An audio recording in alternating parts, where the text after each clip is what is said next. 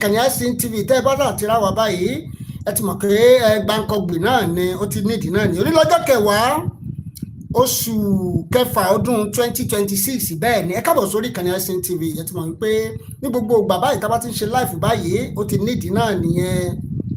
The US, they have come out, and this one is a good news.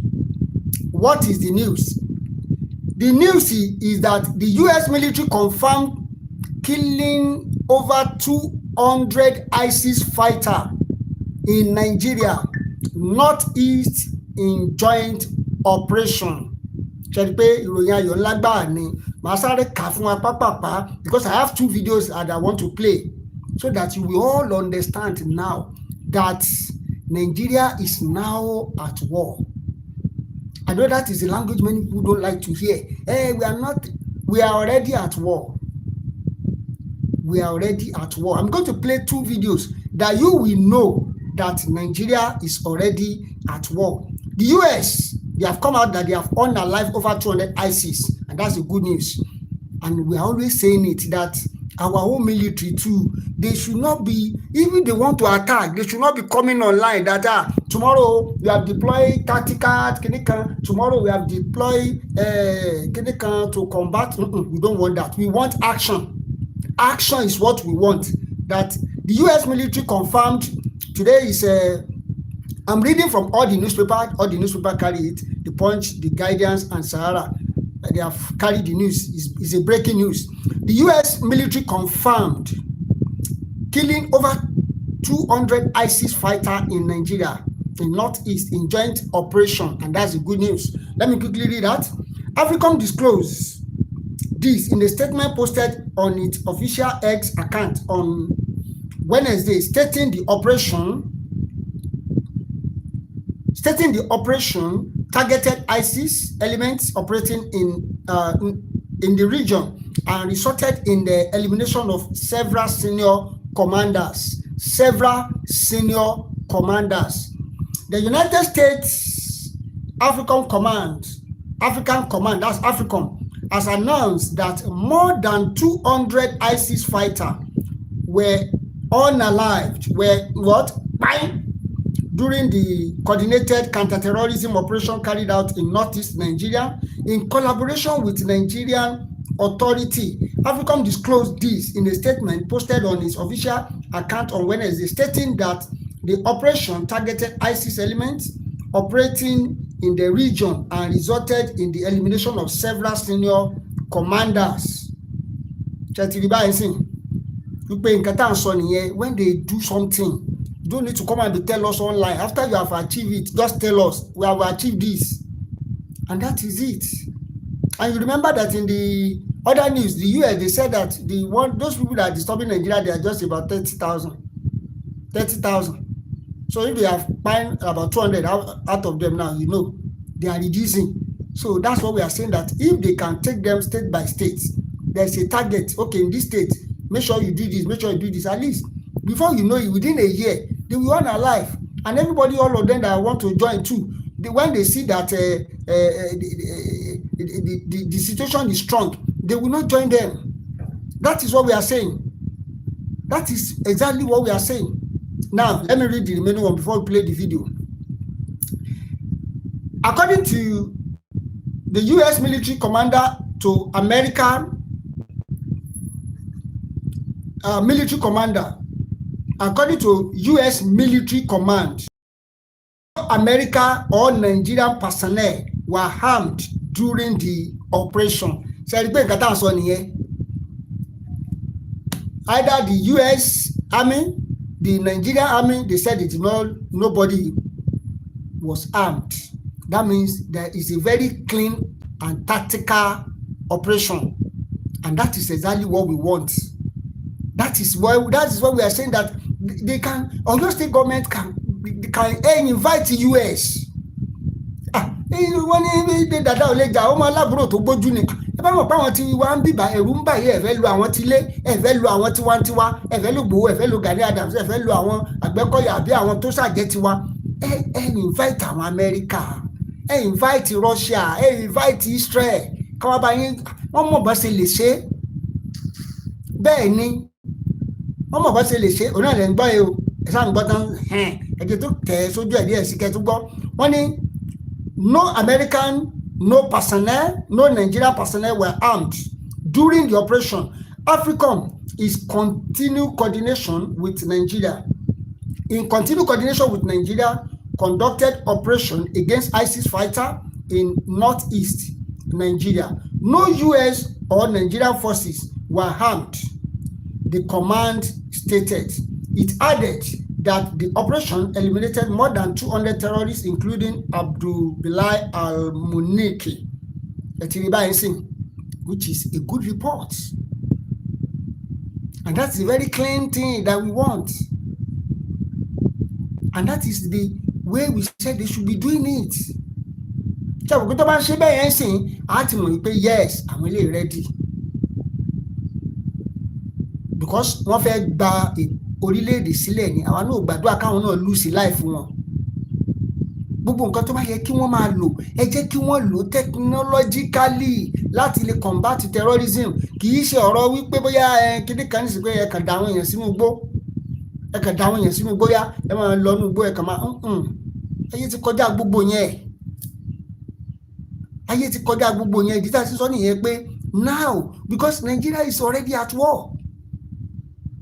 And you must use wọ́n ní ajá wòyí ló mọ ehoro wòyí lé.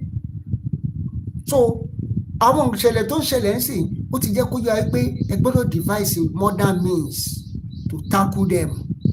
Torí pé àwọn gan tó ń ṣe ń sìn àwọn gan tí wọ́n ti go extra wọ́n ti go international.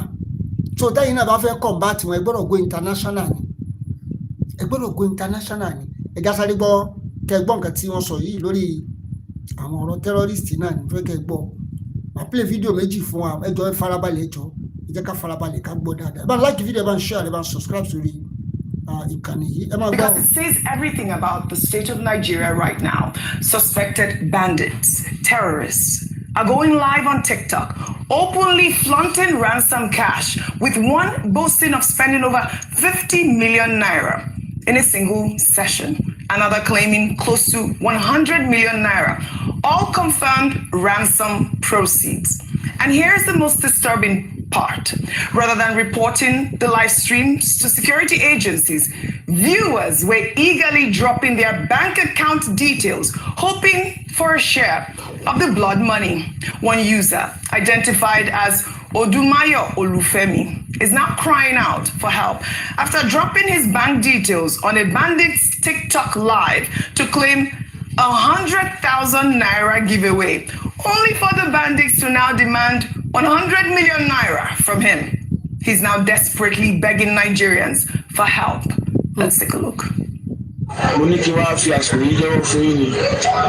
So lóòótọ́ àwọn bandits nínú wọ́n máa kọ sọ orí ẹ̀fà ìpè ní wọ́n wà lórí láìpù ní àná yẹn jẹ́ bandits àti wà lọ́dún sẹ́ńbà yẹn.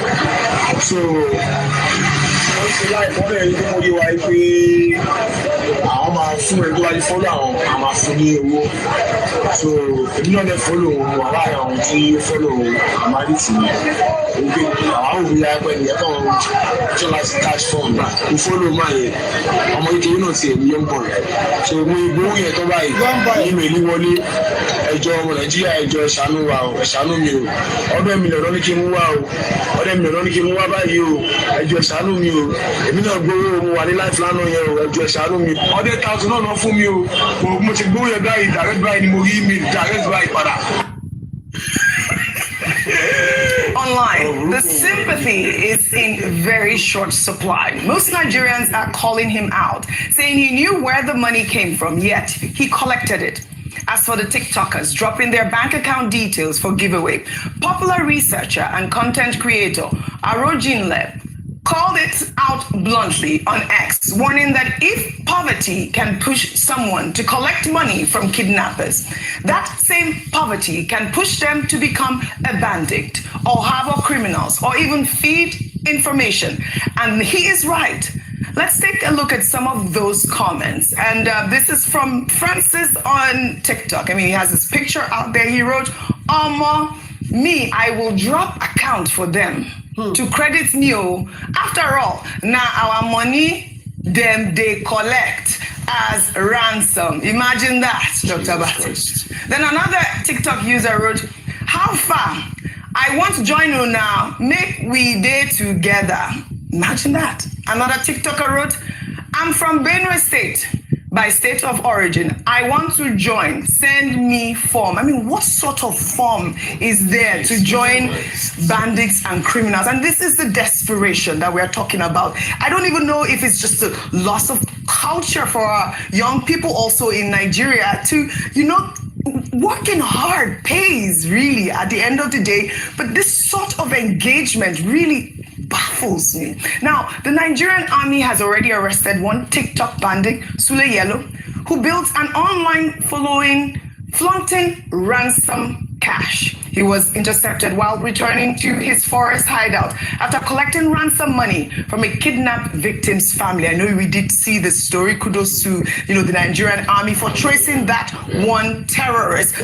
I'm too shocked for words actually. It's stranger than fiction. And when you're saying, I said something in Yoruba, yes. Everybody. Let the police plus the bandits and the people that are putting their comments online and the people who received money, all of them are all either aiding and abetting or accessories to the crime. But this also speaks larger to a menace in society, which is a lack of values. I think it's Center for Values and Leadership, Professor Pato Tomi, who is always speaking about the dearth of values in leadership and even amongst the people of Nigeria and how we're heading to destruction. Truly, this is the truth about a lot of people. Offer a little 100,000 naira, offer that amount to anybody or even less, and they'll be willing to sell their mother. In this Nigeria today, they'll be willing to sell anything. It's not just a poverty thing. It's not just a state of the economy. So today I'm not going to say that, the government has not. No. I think it's a value thing. And we're not teaching our young people enough about respect and dignity of hard work, or the fact that it is this whole Monica around everybody's money. It's a lie. It's not everybody's money. And it's pervasive, even in politics, amongst touts. People are just, let me just get the money. You don't care about the source of the money. There was a time where if you bring money that is not, you cannot trace the source, your parents will send you back. Now they would ask you to go and do what you are doing and do it more. There are religious people who are raising Yahoo boys in their homes. They know that this child is bringing money and we do not understand the source, but they will go and give testimonies in church about how their son or daughter bought them a car. We have a problem. Then the religious institutions as well have a role to play. There was a time whereby if you bring huge sums of money to a religious place, they would ask you to go back, that we don't know where your money is coming from. Now they give you front row seats. So this is a symptom, or this is actually a symptom of the issue of the problems that we have. And if we don't fix it, we can tackle terrorism, but it will rear its head again. It's not a poverty problem. It's a values problem. That people will come out boldly. You are not, they say there's a Yoruba proverb that a good name is better than gold and silver. Gold and silver is better than your mother and father's head in Nigeria of today. And that's a problem. So I'm hoping that across board in schools, our teachers. Ṣé ipò lágbára báyìí? Orúkọ rere kò tiẹ̀ wá fẹ́ dá mọ́ báyìí o. Owó náà ni mo like ọ̀rọ̀ tí Ayọ̀ ọ̀rọ̀ tó sọ yẹn. Ó ní most of the churches, they don't even care where you get the money. Not even only the church, even the mosque. Even our landlord dancing, abẹ́rẹ́ àti gbówó dé. Anywhere báyìí owó ni. Wọ́n ti ń jiyàn gbé online o, through online wọ́n ń jí àwọn èèyàn gbé nìsín. Ẹ wo ọmọ tó mú ní Jos, ọmọ University of Jos yẹn tó gbámú yẹn online ni wọ́n pè ó, wọ́n bá ṣiṣẹ́ ń bí báyìí. Wọ́n ṣe pè nìyẹn tọmọ yẹn bẹ̀rẹ̀ sí ní lọ gbà tó débì kan ló discover pé ó dà pé òun ti bọ́ sọ́wọ́ o, kó tó ronú báyìí wọ́n ti kó gbà tìbù. At least most of us watch the video online. So gbogbo ẹ̀yin tẹ́ ń comment lọ́ndà àwọn TikTok, àwọn bandit, àwọn terrorist, ọlọ́pàá máa kó everybody. Ọlọ́pàá wọ́n máa kó everybody. Àwọn èèyàn dẹ̀ mọ̀ pé nǹkan tí ń ṣe wá bẹ́ẹ̀ ogun ti wọ̀lú. We don't know. Because this is a systemic kí la lè pe kíní yẹn sìn.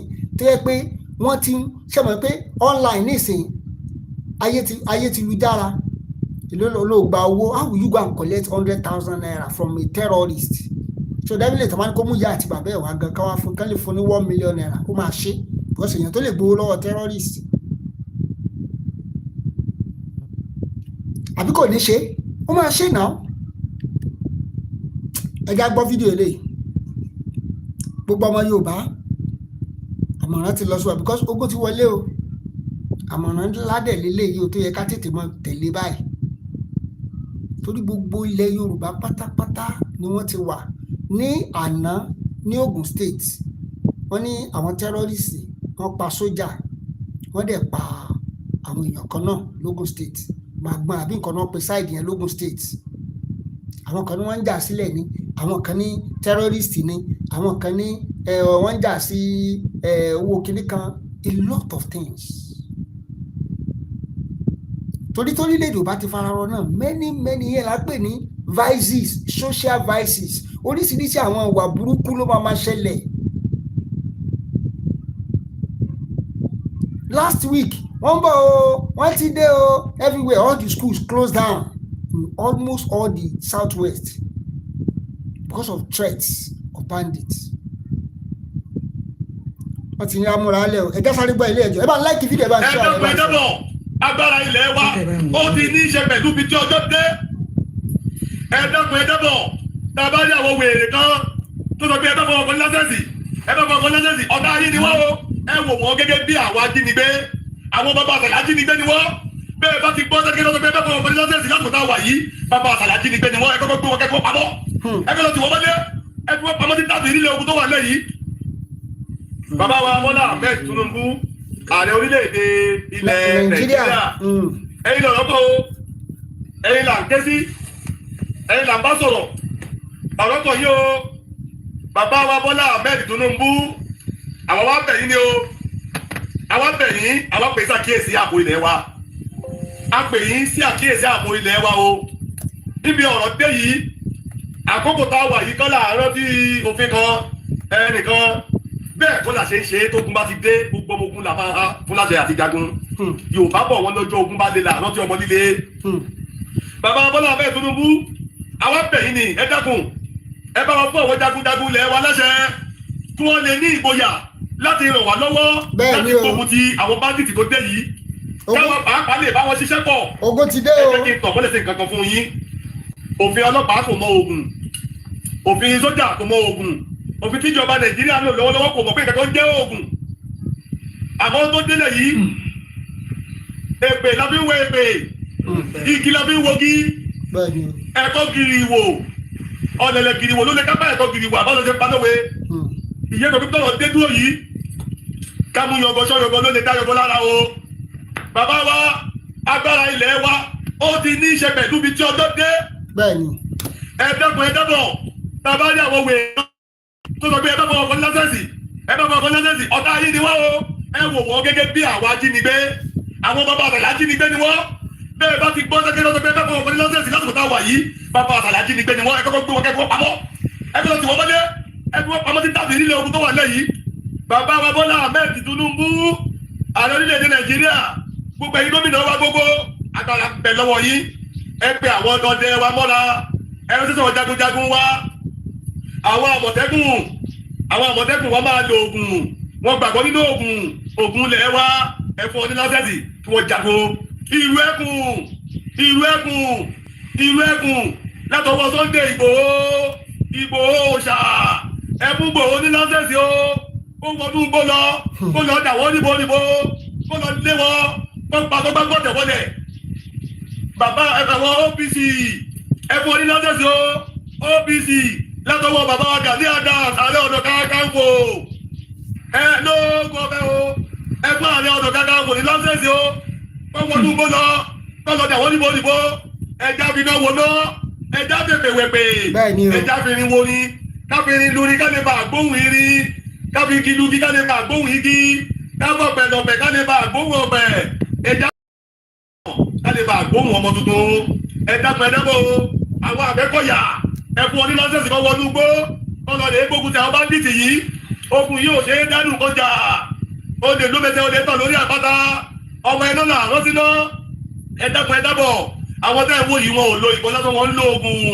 oògùn bẹ́ẹ̀ tó wọn náà ń lò àwọn olóògùn lè kojú olóògùn alágbára ló lè kojú alágbára bàbá wa Bọ́lá Ahmed ọmọ Tinubu abẹ̀yìn ni ẹ báwo àwọn alágbára wa yìí ẹ fún ọ ní ìgboyà kò sọmọ náà tó máa jọṣẹ o kò sí ológun ilẹ̀ wa yìí kan àbọ̀ ọ̀dẹlẹ̀ yìí kan tí ó dìde wọnú gbogbo lọ gbogbo ti bandits ẹ bá gba mọ́tò lè jẹ̀bi bọ̀ ẹ bá ẹ̀ fáwọn àwọn ó lè jẹ̀bi bàbá Bọ́lá Ahmed Tinubu alágbára bẹ̀rẹ̀ wa tààrà tẹ́ ẹ bá fún àwọn alágbára wa láṣẹ tẹ́ ẹ pé Sunday Igboho Òòṣà tẹ́ ẹ fún ní ìlú ẹkùn pé tọ́ àwọn ọdẹ ìlú ẹkùn àfún ní àṣẹ ẹ lọ gbógun ti bandits ẹ tẹ́ ẹ pé bàbá wa Gani Adams Ààrẹ Ọ̀nà Kakanfò lógun ọ̀fẹ́ o tẹ́ ẹ pé OPC pé afro OPC nonsense ẹ lọ gbógun ti bandits tẹ́ ẹ gbà wá Àgbẹ̀kọ̀yà ẹ mọ̀ pàgbára ń bẹ ńlẹ̀ wa o ẹ mọ̀ pàgbára ń bẹ ńlẹ̀ wa àṣírí wọ́n tú o torí pé gbogbo àwọn alágbára yìí làwọn orúkọ wọn lọ sí ilé Ifá orúkọ wọn lọ ilé Ifá lórí orúkọ ẹgbẹ́ wọn ìpẹ́tọ̀ ìwọ bá ń bá yọ àwọn ìlú ẹkùn lẹ́tọ̀ Sunday Igboho wọ́n ti lọ sínú gbó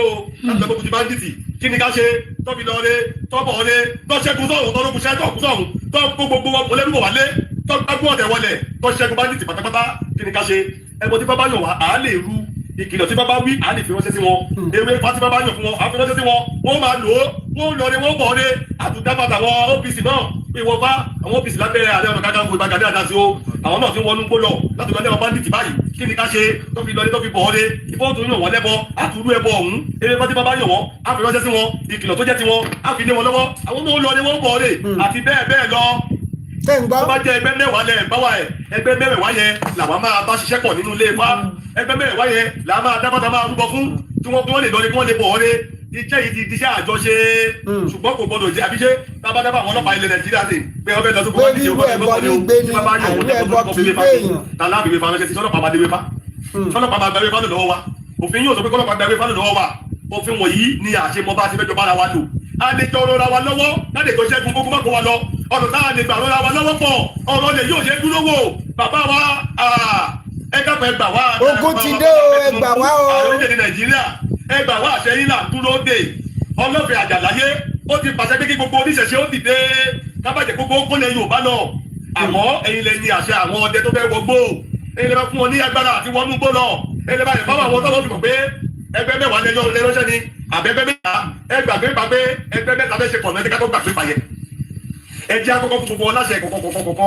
ọ́fíìsì àṣẹ rẹ̀ rèé ìlú ẹkùn àṣẹ rẹ̀ rèé àmọ̀tẹ́kùn àṣẹ rẹ̀ rèé Àgbẹ̀kọ̀yà àṣẹ rẹ̀ rèé àti bẹ́ẹ̀ bẹ́ẹ̀ lọ bẹ́ẹ̀ wọn bí ìbá tó kóra wọ́jọ́ ní ìsàfihàn agbára ń gùn wá lẹ̀ wà ẹnìkan kì í fẹ́ ṣẹ́rú ẹnìkan bàbá Bọ́lá Ahmed Tinubu bẹ́ẹ̀ ni tẹ́ bá dúró ní pé ẹgbẹ́ méjì lọ papọ̀ ẹ̀kọ́ lọ tòṣẹ́rì ẹnìkan kò lè pọ́sibù kò lè wọ́ọ̀kì ìyẹn ló máa mú ẹ̀bọ̀dè wá ìyẹn máa bí ẹ̀bọ̀dè bí bàbá lọ́wọ́ àgbàkọ́ ọ̀gá ni mí ọ̀gá ni ò lè jẹ́ ká ní ṣẹ́ṣe ṣùgbọ́n gbogbo ẹni tó bá lágbára tó dẹ̀rọ̀ wá lọ́wọ́ tó bá ti kó káńtọ̀sì kan tó gbọ́ta ẹ fún wọn lágbára tó wọn lọ ṣe àkàṣe ẹ fi òfin lé òfin náà la fi ń ṣèlú gbogbo ẹni wọn ti fún lásẹ̀sì yìí o ilé ìjọba ti bá wà bàjẹ́ lọ́wọ́ rẹ̀ àbáṣe lásẹ̀sì ẹ̀ ni àbàgbà lásẹ̀sì lọ́wọ́ àti máa fàyà sí ẹ̀ tánu tóun náà gba lásẹ̀sì ẹ̀ tó wà gbà padà lọ́wọ́ rẹ̀ kò sẹ́ni tó bá fẹ́ kọ́ gba lásẹ̀sì ń padà kò sẹ́ni tó bá fẹ́ kọ́ sì lásẹ̀sì lọ́wọ́ òun kálukú ló máa mẹ́tẹ́ẹ̀ni kábíọ̀ ẹ̀ ìlú ìyá àtúbà àtúnṣe ìwà bàjẹ́ àtópin agbára bẹ́ẹ̀ ńlẹ̀ wa tààrà ṣùgbọ́n ìbẹ̀rù bojo òjá lò ó ilẹ̀ wọn ṣe lè bí tẹ̀lé pààyàn gbé ṣùgbọ́n ìbẹ̀rù bojo àìlátìlẹ́yìn ẹ̀yìn ìjọba wa kò jẹ́ kó ṣeé ṣe ẹ gbàgbọ́ nínú gbogbo tá a nílẹ̀ wa ọmọ Yorùbá ní bàbá wa Bọ́lá Ahmed Tinubu ẹni láti gbàgbọ́ nínú agbára lẹ̀ wa kọ̀ náà wo tó lọ́mọ lẹ̀ wa níyí ẹ bọ̀ pátá bẹ́ẹ̀ lẹ̀ wa ẹ̀sìn mọ́ jíjẹ́ ògùn ẹ dákun bí òkú bá kú lọ́nà tí ò lẹ́tọ̀ọ́ tá a bá kí òkú mọ́lẹ̀ tá a bá lọ rú òkú náà gbogbo tó bá pa òkú yìí ni òkú yìí yóò pa fara ẹ̀ nínú agbára lẹ̀ wa ni kẹ́kẹ́ bá gidi méjì ẹ̀kọ́ gbọ́dẹ̀ bá òkú ẹ̀ gbẹ́sẹ̀ títì a lè gbé òkú ẹ̀ a lè rú òkú ẹ̀ láti lẹ̀ yìí tẹ́wọ́ láṣẹ tọ́ba rú òkú yìí òkú yìí á jà gbogbo bá títì tó mọ́ pa ikú ẹ̀ lókú yìí bá padà nù agbára bẹ́ẹ̀ lẹ̀ wa bàbá Bọ́lá Ahmed Tinubu ẹ dákun àsìkò tẹ́ ẹ lè lu agbára lẹ̀ wa lé o ẹ dákun ẹ jẹ́ ká kọ́kọ́ gbé mo yìn bẹ́ẹ̀ lọmọkùnrin ṣe ẹ ṣe bẹ́ẹ̀ akíkanjú ọkùnrin ogun má padà má wẹ̀yìn máa lè ṣọ àwa ó pàdé yẹn máa lọ àpọ̀ lẹ́yìn ẹ ẹ bọ̀ ọ̀dà fèsì tù dáadà ogun ò ní kó ọ lọ àwọn òfin ẹlẹ́ o nígbà kọ̀ọ̀kan a sì padà lẹ́yìn rẹ níṣó àwà lẹ́yìn rẹ o níṣó tẹnabọ́ gbìyànjú má dúró wo ṣe ni kó wá agbára rí kó fẹ́ gba pé tó wà lẹ̀ má dúró lé takotosa ọ̀yọ́mọdúnrún o ibi líle là ń bọ́ ọmọkùnrin o bàbá wa Ìbà Gani Adams Ààrẹ Ọ̀nà Kakanfò lóògùn ọ̀fẹ́ o ẹkúṣẹ́ takuntakun ẹkú kọ̀ọ̀mẹ́ ìyànṣẹ́ àgbúrò yín àwọn lẹ́yìn síbi ike ẹ bá jọ́ làwọn èyí àwọn lẹ́yìn yìí o ẹnì ṣó ọkùnrin ńlá ọkùnrin wàwà wowó ẹ pé gbogbo OPC káàkiri àgbáyé ẹ sọ fún ogun ya ajínigbé ògbódò fẹsẹ̀ nílẹ̀ Yorùbá lọ́dọ̀ láti ní gẹ́gẹ́ bí akọni ni yóò bí gbogbo ayé ò bá mọ̀ rírì yín àwa mọ̀ rírì yín bí gbogbo èèyàn ò bá kí yín àwa kí yín nítorí pé kò rọrùn a lè dédé bọ́ta láì jẹ́ pé àgbàṣe àwọn làwa mọ̀ pé bí èèyàn bá bẹ́ẹ̀ ìyá nílẹ̀ Yorùbá jíjẹ ìyà á jẹ ìyà burúkú òṣèlú kò má jà jìyà ní jíyà o ìyà ò ní jẹ yín aburú ò ní kàn yín iṣẹ́ dé ọmọ láti jẹ òwò dé ọmọ láti là iṣẹ́ dọwọ́ yín o Ìbà Gani Adams ẹ pa àwọn ogun yín jọ ogun bandits yìí kò gbọdọ̀ kó wa ogun bandits tó gbọdọ̀ fẹsẹ̀ nílẹ̀ wa èèwọ̀ ẹjẹ́ kọ́ wọ́n ti ṣílẹ̀ wọ̀ ẹjẹ́ kọ́ wọ́n ṣíà ẹ wọ́n tó lọ ẹlọ́dẹ àwọn ìbò àwọn òfẹ́ bọ̀ tì yín lẹ́yìn bẹ́ẹ̀ ni àdìfín ilẹ̀ o ó ti di ṣíṣe iṣẹ́ ti dé ọmọ láti jẹ òun ti dé ọmọ láti jágúnlẹ̀ yìí iṣẹ́ dọwọ́ yín o gbogbo ẹ̀yin security ilẹ̀ wa ẹ̀yin ọmọ ogun ilẹ̀ Yorùbá ẹ dìde.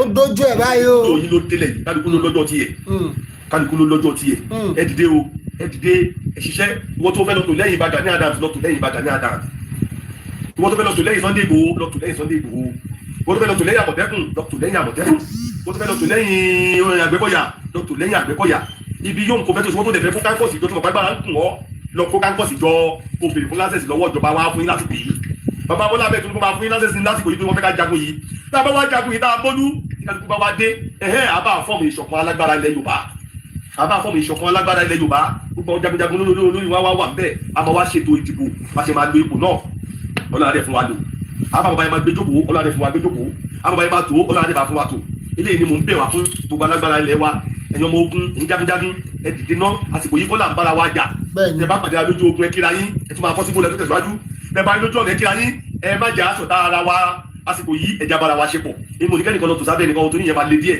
èmi mọ̀ ń pa ọ̀rọ̀ ilẹ̀ Yorùbá a lè dédé ṣerú ara wa agbára máa gun gbogbo wa tó agbára tí mo jogún lé mi kọ́ ni wọ́n jogún lé ẹ agbára kálukú wa ní ọ̀tọ̀ọ̀tọ̀ ṣùgbọ́n bí gbogbo alágbára yìí ẹ dìde pẹ̀lú àwọn ọmọ ogun yín ẹ dìde pẹ̀lú àwọn ọmọ ogun yín ẹ fọ́ sí jù ẹ fọ́ sí bẹ́ẹ̀ ẹ gbà lóko lọ ẹ lé bandit jìnnà ẹ má jẹ́ káwọn bandit ó lágbára lórí wa ẹ má jọ fẹsẹ̀ múlẹ̀ bí ẹ dìde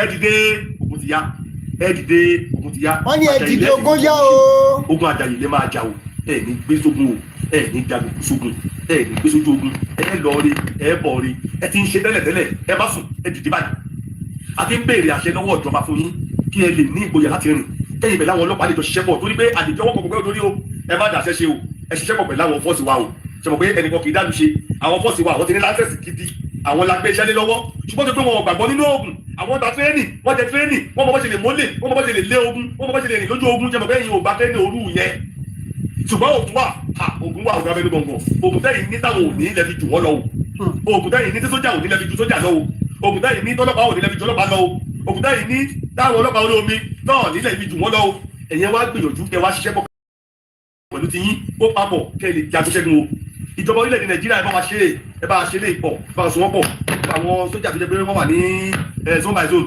mọ̀ bàtàlọ́ by battalion ẹ jẹ́ kí àwọn ọ̀dẹ̀ wa bá wọn ṣiṣẹ́ pọ̀ kọjọ wò fẹ́ lọ kọjọ wò fẹ́ lọ kọjọ jagun yìí tẹ bá ní ẹ̀fẹ̀ kọ́fẹ́sì àwọn ọlọ́dẹ wọn dẹ wa ogun yìí Òṣogbo àdájà o ogun ti fẹjú o tó ti di pé èèyàn gbé èèyàn jiyàn gbé wọ́n wá ogun ti dé o wọ́n ojúlówó owó gidi lọ́wọ́ wa bílí téèyàn ò lè pa èèyàn mẹ́ta lóra wa kọjá owó tó ṣòro orí ni ìdákun tálámọ̀ tó kàn ogun kò ní kàn wá abúlé òní kẹ́ni kankan wá iṣẹ́ dé ọmọ láti jẹ bàbá Bọ́lá bẹ́ẹ̀ Tinubu gbogbo gómìnà ilẹ̀ wa pátápátá ọ̀dọ́ yìí kàn yín o ẹ fún wọn alágbára ilẹ̀ wa láṣẹ ni wọ́n da pọ̀ mọ́ wọn sójà àwọn ọlọ́pàá yín fọ́ọ̀sì yín gbogbo ọjọ́ jagun yìí àwọn lóògùn ẹ̀yin níbọn àwọn lóògùn ẹ̀yin níbọn tíbọn àti ògùn bá kojú ogun báńdíìtì wọn á jẹ báńdíìtì kò dọ̀wọ́ yín o kò dọ̀wọ́ yín o kò dọ̀wọ́ yín o lẹ́ẹ̀kan sí ẹ dákun ẹ dábọ̀.